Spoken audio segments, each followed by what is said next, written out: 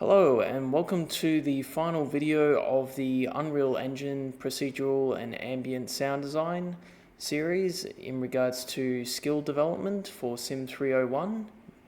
Now today is the final video of this long series that I have been documenting for a couple of weeks now. So for this final video, I will be diving into the mixing aspect of how I've mixed this level. Now, I have already done what I said in the last video in regards to looking into fixing up this bit here, as well as looking into fixing up a couple of mythical creature sounds over here.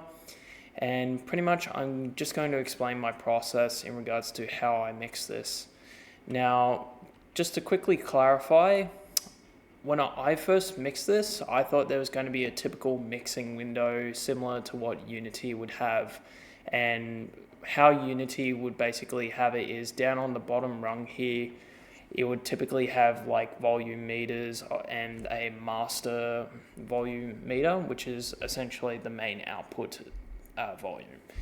And that's typically what I'm used to as an audio engineer / sound designer. In all the different audio softwares, there's going to be a little, not a editing window, the track window. But with Unreal, it was a little bit different. Instead, it was kind of how Unity does its volume in terms of the world outlier over here, and then you go into the details. So what do I mean by that? So for example, when doing all the area loops again, just trying to get them in the right consistency with each other in terms of just passing through effortlessly from one zone to the other, I basically had to look at the different volume multipliers and just see how they fit in context with each other and do a couple of walkarounds.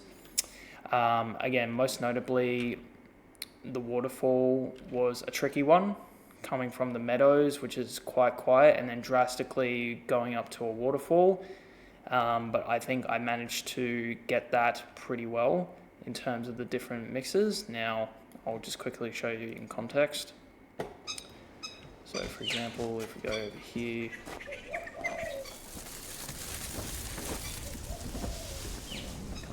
anything? There we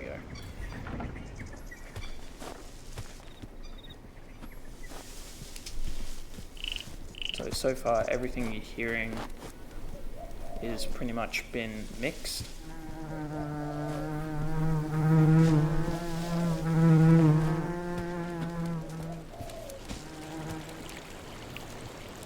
So again, fairly quiet over here in the meadows, got the tiny little wind, and then as it slowly picks up, going towards the waterfall.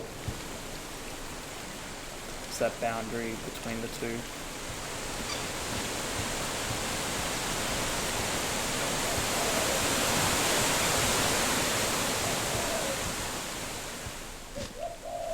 I feel like I mixed it pretty well in terms of using the attenuation spheres.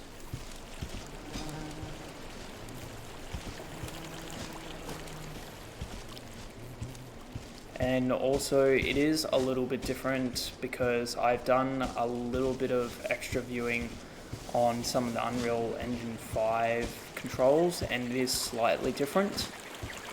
Most notably the setup of the content browser lower windows here and the details windows on how they use mixing for the different things in terms of the audio.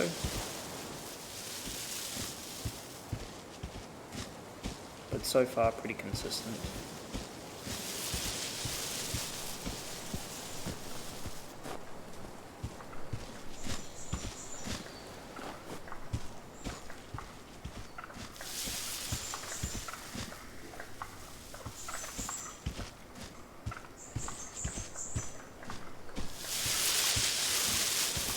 I also added those little rustling sounds as I mentioned last video.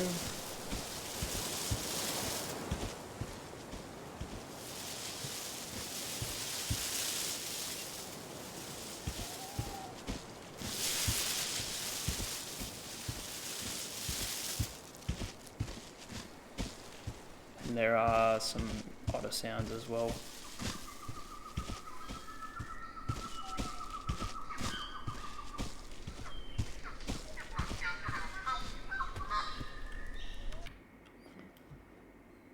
So that's that side of the map, and then we'll quickly dive into the other one. So this is the village.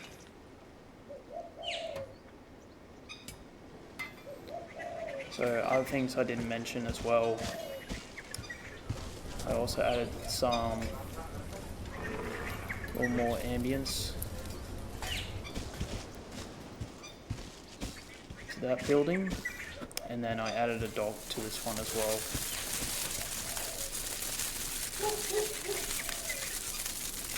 There's someone left their dog behind.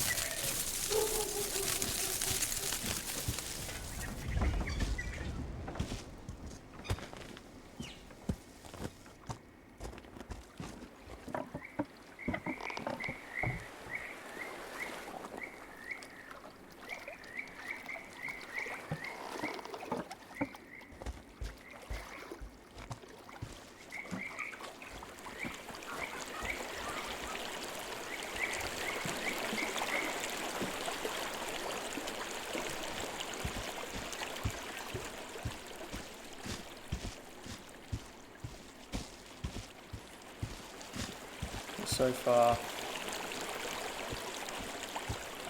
everything's been very consistent in terms of the process there. But how I'm going to be doing this is I'm just going to be using, in terms of like the final viewing, I'm just going to use it in standalone game mode. What that does is basically just pops it and runs the game by itself in its own separate window from the engine. And then I'll just do a clear walk around of the entire level itself. And pretty much I've also, once I was done mixing this, I asked other people in the Windows lab who were in here at the time, for example, Nigel, the animation lecturer of the Byron Bay campus, as well as a couple of his animation students, to just come to my desk and pretty much listen to the whole thing, just walk around, just hear what their opinions are. And so far they thought like everything sounded consistently. Like sometimes they thought they were being creeped up on when they entered the mythical forest over there.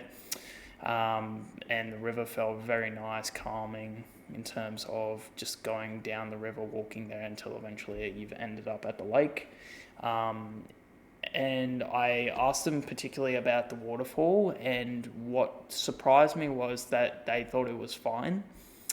But I guess like when you're spending that much time working on a project like this for a couple of weeks and you just hear all these minute details, you kind of get used to it and you can't unhear them. So it was really good to get that bias between both the creator as well as a a third party, just to come in and really hear it freshly, which is good. But besides all that, I've done a little bit of housekeeping in regards to the assets for the audio. I've managed to clear a couple of things without destroying the project. Besides all that, I've labeled everything in regards to my sounds pretty consistently. There are a couple of things that I plan to tidy up in a couple of file names, but besides the point, I've recorded all the audio assets that I've sourced from SoundSnap in a separate folder. So I will basically upload that along with this project with the final results. And yeah, besides all that, pretty short video for this one in terms of mixing. It was mainly just walking around, tuning it by ear, using the audio, volume multipliers. A couple of things I did, some pitch modulation as well, some pitch multiplying as well, just by turning it down. For example, the area loop over here, as you noticed before. And I kind of used the same sample for the pitch down one over here and over here. But yeah, just to give it a little bit of variation between going to different spots within the level itself. As for the jumping, pretty much I couldn't find anything. I've looked online and it was in regards to the main animation engraved into the asset itself, which is kind of a little bit out of my field. While yes, it would be interesting to go into detail about the sheer scope of embedding the audio directly into the animation per jump animation or per step, I'd rather just keep it at the minimal level that the project requires in terms of fulfilling the soundscape itself. The character movements weren't an essential part of this level. It was more focusing on the soundscape itself, but I felt like the character movements themselves that were given to me didn't really fit in context with what I've already recorded, and plus they just sounded dull and a little bit like less characteristics and textures to what I've recorded. So to conclude this video and everything else that I've done so far, I plan to record the gameplay video now and then upload it to YouTube along with the 5 tutorial/reflection videos of my progress in this series, and yeah, see how we go from there. But thanks for tuning in to this series. I really appreciate it and I hope you enjoyed, and I'll catch you all in the next one.